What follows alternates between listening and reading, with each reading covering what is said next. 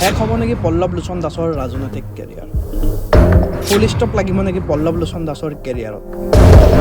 বিহালীৰ উপ নিৰ্বাচনত কিয় টিকটৰ পৰা বঞ্চিত হ'ল পল্লৱ লোচন দাস?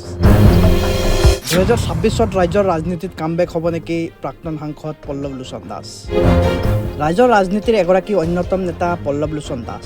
পল্লৱ লোচন দাস 2003 বৰ্ষত গুৱাহাটী কমাৰ্চ কলেজৰ পৰা স্নাতক ডিগ্ৰী সম্পূৰ্ণ কৰি 2005 চনত অসম চাহ জনজাতি ছাত্ৰ সন্থাৰ সাধাৰণ সম্পাদকৰ দায়িত্ব গ্ৰহণ কৰিছিল।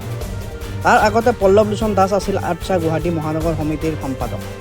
পল্লৱ লোচন দাস আছিল 2005 চনৰ পৰা 10 চনলৈকে চাহ জনজাতি ছাত্ৰ সন্থাৰ সাধাৰণ সম্পাদক। 2010 চনত অক্টোবৰ মাহত চাহ জনজাতি ছাত্ৰ সন্থাৰ পৰা পদত্যাগ কৰি ভাৰতীয় জাতীয় কংগ্ৰেছত যোগদান কৰিছিল পল্লৱ লোচন দাসে। চন 2011ত পল্লৱ লোচন দাসে বিহালী বিধানসভা সমষ্টিৰ পৰা প্ৰতিদ্বন্দ্বিতা কৰিছিল আৰু বিজেপিৰ প্ৰভাৱশালী নেতা ৰঞ্জিত দত্তক পৰাস্ত কৰি অতি কম বয়সতে পল্লৱ লোচন দাসে বিধায়ক হোৱাৰ সুযোগ লাভ কৰিছিল। এতিয়া আহোঁ 2015 চনৰ অধ্যায়লৈ।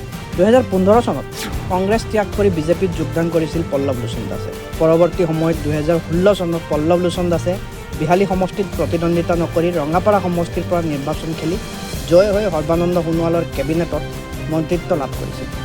মন্ত্ৰী হিচাপে পল্লৱ লোচন দাসৰ পাৰদৰ্শিতা চাই ৰাজ্যিক বিজেপিয়ে 2019 চনত পল্লৱ লোচন দাসক তেজপুৰ লোকসভা সমষ্টিৰ পৰা প্ৰতিদ্বন্দ্বিতা কৰিবলৈ আগবঢ়ায়। 2019 চনৰ পৰা 2024লৈকে পল্লৱ লোচন দাস তেজপুৰ লোকসভা সমষ্টিৰ সাংসদ আছিল। এতিয়া আহোঁ 2024 বৰ্ষৰ বিহালী উপ নিৰ্বাচনৰ প্ৰসংগলৈ।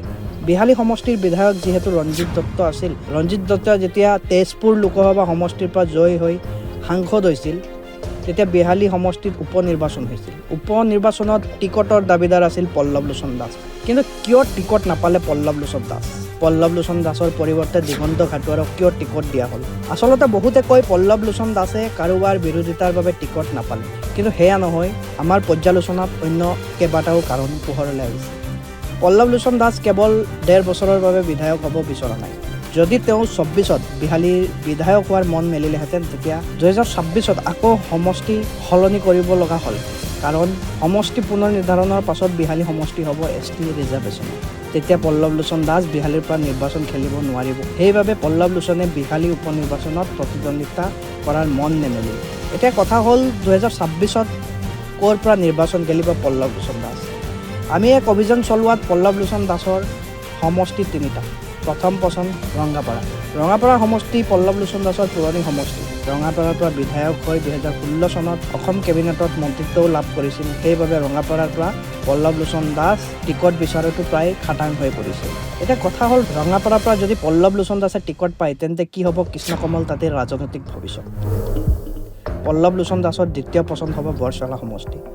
বৰচলা সমষ্টি যিহেতু চাহ জনজাতিৰ প্ৰায় 50% ভোটাৰ আছে, সেয়ে 2026ত পল্লৱ লোচন দাসে বৰচলা সমষ্টিৰ পৰা ৰাজ্যৰ ৰাজনীতিত ঘূৰি আহিব পাৰে। 2026ত দাসৰ তৃতীয় পচন্দ হ'ব বিশ্বনাথ সমষ্টি।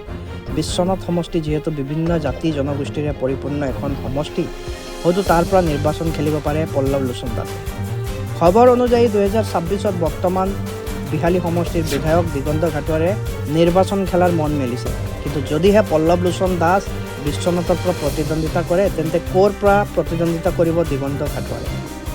যা হওক, এই আটাইবোৰ কথা 2026ৰ বিধানসভা নিৰ্বাচনৰ আগে আগে সকলো স্পষ্ট হৈ পৰিব। কথা হ'ল পল্লৱ লোচন দাসক কিয় মেইন ষ্ট্ৰীমৰ পৰা আঁতৰাই ৰখা হৈছে সেয়া এক ৰহস্যৰ কথা হৈ পৰিছে আৰু বৰ্তমান চাহ জনগোষ্ঠীয় সচেতন মহলৰ মাজত ব্যাপক ক্ৰিয়া আৰু প্ৰতিক্ৰিয়াৰ সৃষ্টি হৈছে। এই ভিডিঅ' সম্পৰ্কে আপোনাৰ মতামত আমাৰ কমেণ্ট বক্সত জনাব।